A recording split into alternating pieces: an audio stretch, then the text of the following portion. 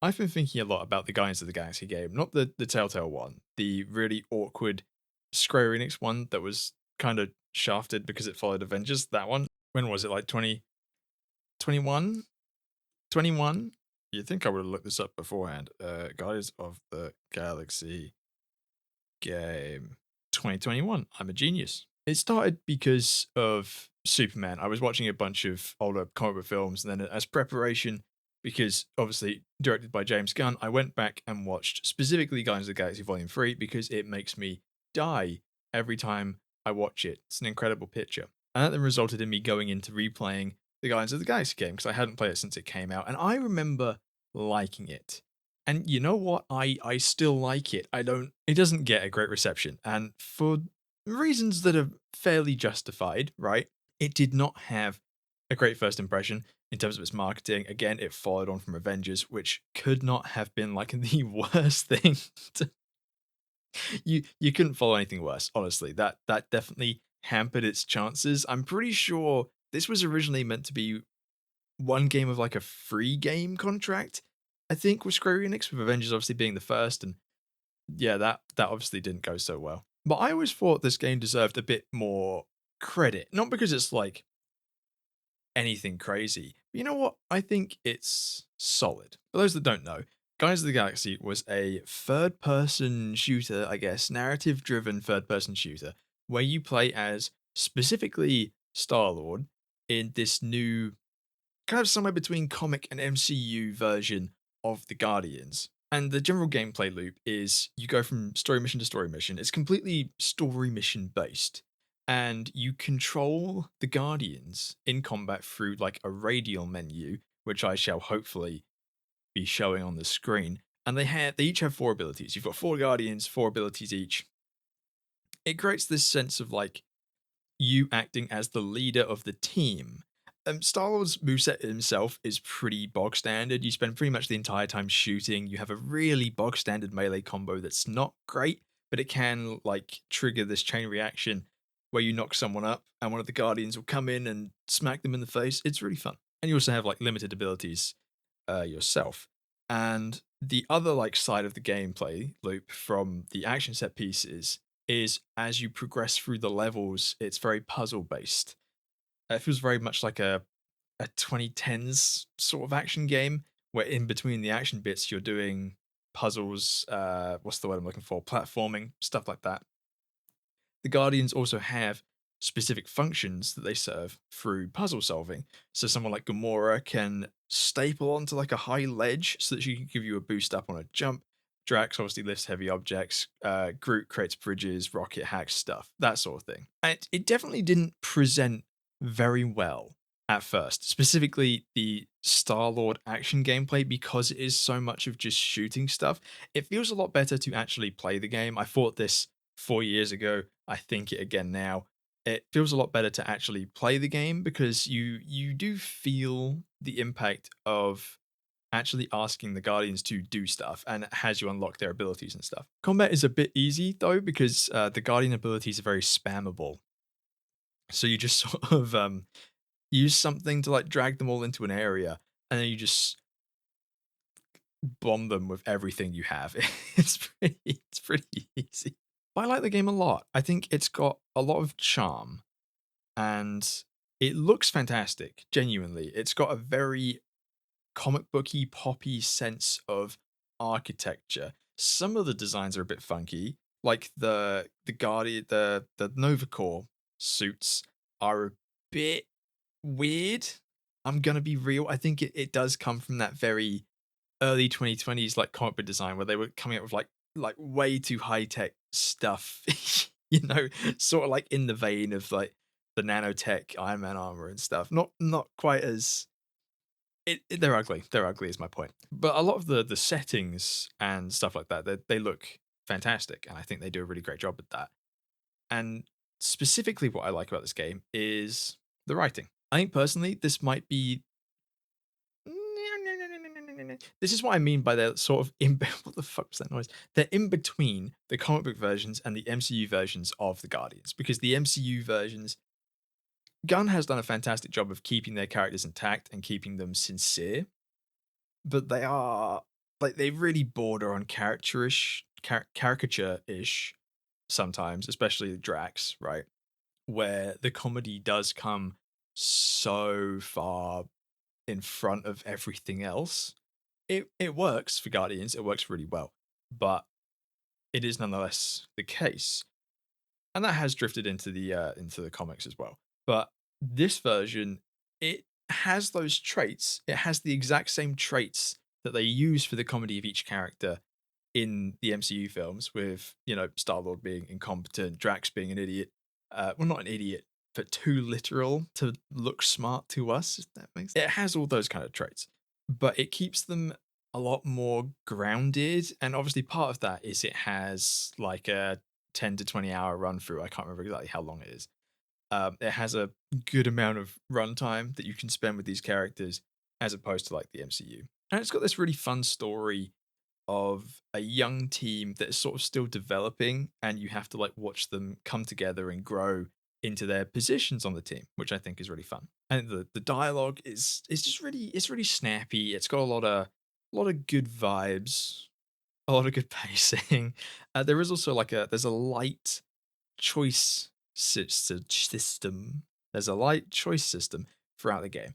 A lot of the time, it doesn't make too big a difference, but there are certain things where if you succeed, you basically get an easier route through the game, sort of thing. I actually didn't think this was real the first time I played it. I didn't think this was really real. But as I've been replaying it, I've been purposefully selecting the other options when I can actually remember which ones I picked. And I didn't realize how much of an impact it actually has on your experience.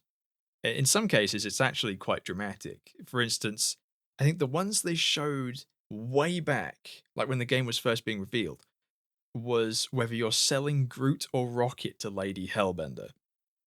And depending on which one you choose, the gameplay section is dramatically different. I think it still ends up in the same place. I can't remember exactly. Again, it has been 4 years since I first played this game, but I think you end up in roughly the same place. It's just how you get there changes up a decent amount, and I like that. I think it also actually might capture that sort of like retro futuristic 80s like love nostalgia thing maybe a bit better than the MCU does. Again, just because it's got more time, it can exhibit the music in different ways.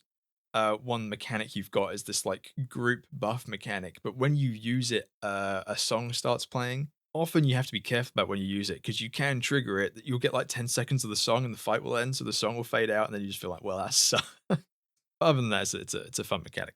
And basically, what I'm trying to say is I think the game was solid. I think it tried some fun things. I think the like team dynamic I think comes across quite nicely. And it is still like it's a classic Misfits Guardians story where they do a lot wrong. They make a lot of mistakes, they piss off a lot of people. It does feel like they are challenging insurmountable odds.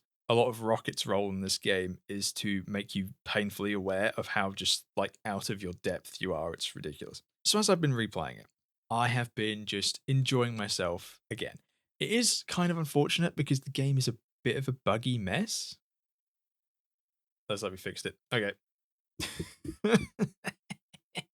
Let's try and not do that again. Where was I? Buggy. Yeah.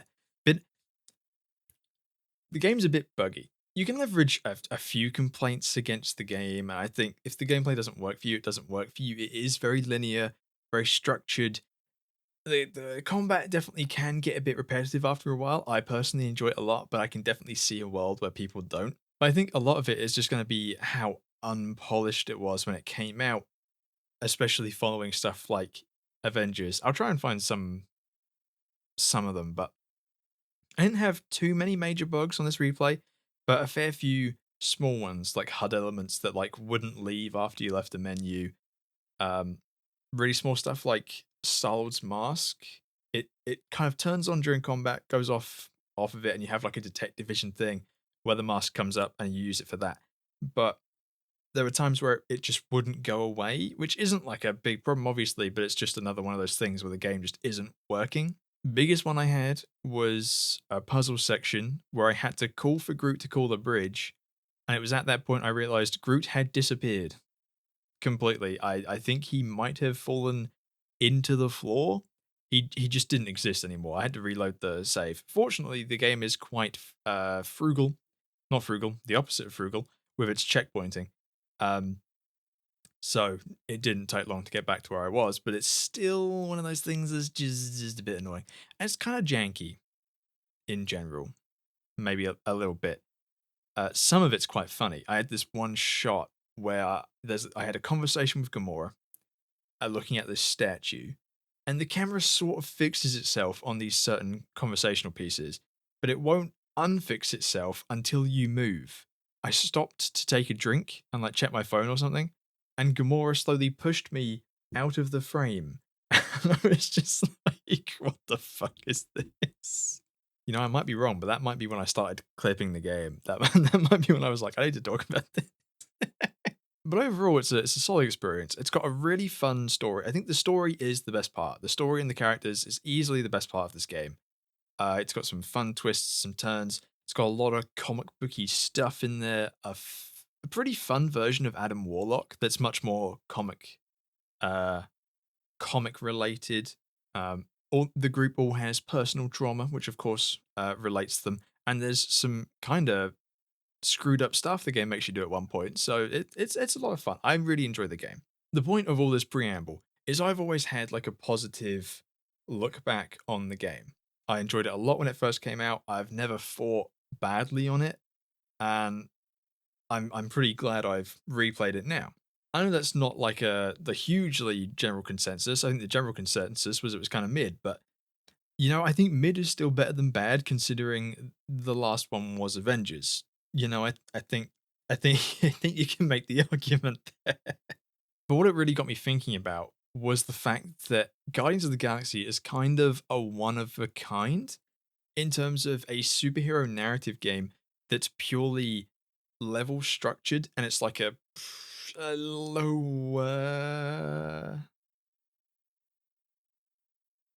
well, how do I explain this? It's not as like expansive in scope, right?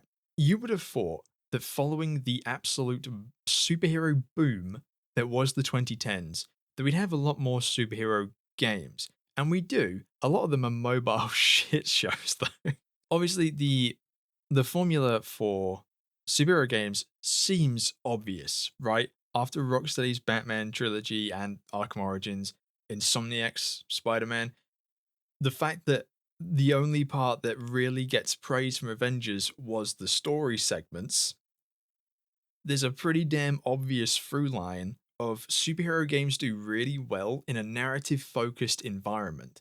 Obviously, the best ones are probably that first Spider Man game and Arkham City, Arkham Knight, in terms of how impressive you can get, where you have that sort of comic book open world that really emphasizes the strengths of the character. But you can't do that for every game. You can't do that for every game. Open worlds are too risky, too dense. They have a lot of drawbacks, and not everyone can be peak Rocksteady or current Insomniac. But what is a lot easier to do is to take a page from the book that was the 2000s and 2010s, and make a smaller, level focused, narrative focused experience, which is what Guardians of the Galaxy was. I don't know. I just find the whole thing crazy that we don't have more games like this. Like there's the Telltale games, and they did well, but they tried so hard to shoehorn it into the live service model, which of course everyone and their mother did with every IP they could get their hands on. But still, I just think it shocks me that we have the thing that is the MCU. The DC universe is seemingly now on track following Superman, and the games are still a bit of a no man's land that Insomniac is just sort of sitting in the middle of, chilling away as they try and crack out Wolverine. Like, I don't know. I just think it's strange that we didn't, because there was definitely talks of this at some point of an interconnected series of games where they weren't necessarily like the MCU, but where they all took place in the same universe and shit like this. And Spider-Man definitely hinted at a wider universe, right? Even if it was just referentially. I think the easiest way superhero games had to go was to make more games like Guardians, was to make more games where they're smaller set, they're level based, they have a fun little gameplay loop, and they're all about characters, because that is where comic book characters shine. It is in their characters. It's the only way they've managed to survive since the 30s. And yes, obviously you do also need to get the power fantasy right, but I think when it comes to comic book characters, it's not hard to get the character fantasy right. So I don't know. I just I think about that contradiction a lot. The fact that the most impressive, I guess, expansive series of films in history did not produce a similar effect in video games. And in fact, we got a couple of games that were so exceptionally woof, it's just so incredibly bad in so many different ways that the superhero genre is it's in the hands of like free companies, you know? And it doesn't seem like there's that much on the horizon either. We have Wolverine and eventually a Spider-Man 3, you'd have to assume. The Venom leak seems like it might not have been real, or at least it didn't finalize into a full product. There's that, what's it called? The Captain America Black Panther game, Marvel 19 something with Skydance. That should still be going ahead, hopefully. Who knows? I mean, we lost the Wonder Woman game. Didn't the Black Panther thing get canned or something? Something happened with that, I'm pretty sure. So superhero games just seem to be like kind of on the back foot when they seem like a pretty surefire hit when you just make like a nice fun little superhero game. And again, like the success is, what's it? The proof is in the pudding. That's the one. The Arkham games were doing it. When was Arkham Asylum? Like 2012? Maybe a bit earlier. It's definitely like the 2010s was the Arkham trilogy, and that obviously popped off. And then Spider-Man followed in its wake. There is an obvious way to do this correctly, and we just don't. I even think Avengers could have worked if the whole game was what the story stuff was. The gameplay was still a bit funky, absolutely, 100%. I'm not going to sit here and say it wasn't, but the story was solid enough, had enough of that like cinematic presence that I still enjoyed it to a certain degree, enough to play the game at least, right? Even Suicide Squad had things that could have been a really interesting experience. Were they not shafted into the live service experience? So I don't know. That's what I've been thinking about a lot when I've been replaying this Guardians game. Is it's just a really nice, simple game with solid characters, decent gameplay, and as a comic book fan, it's really fun to see a different rendition of all this stuff. So yeah, that's the video. I just wanted to rant a bit. I'm gonna talk about this now. That is the official end of the video, but this will probably be the first video on the second channel, which at the moment I'm thinking I'm gonna call more imaginative. We'll fucking see. I don't know. Basically, I needed a space where I could just talk about stuff because it takes a long time for me to make some imaginative video properly. And at the moment, I simply do not have a consistent audience. Sometimes videos do really well, sometimes they absolutely shit the bed. So while I focus on making sure that all of those videos are at least ones I'm happy with, I need somewhere to just say things. If videos don't work out, I'll put them over here instead and just talk about stuff for like 25 minutes and hopefully not break my camera every time. I tried to turn it, I had to swap the batteries and I didn't turn it off. That's what happened. And then it kind of freaked out. I won't be doing that again. Yeah, so this is the start of the second channel. Let me know what you think of this style of thing. I'm not so great off the cuff. It's why I tend to script my videos, but I think I've thought about this enough to get it off my chest. So I'll probably like cover updates and news and stuff over here. Maybe give like more casual reviews. I just smacked the mic. I am sorry. The dark type video I was mentioning for the main channel now feels completely irrelevant because it's been a month since the update and it would take me another 2 weeks to get the video out just 'cause stuff has happened. So I might talk about it over here. We'll see. Other than that, yeah. Thanks for watching. I'll see you in the next one. Oh, I'm gonna get you. I'm gonna get you. I'm gonna get you.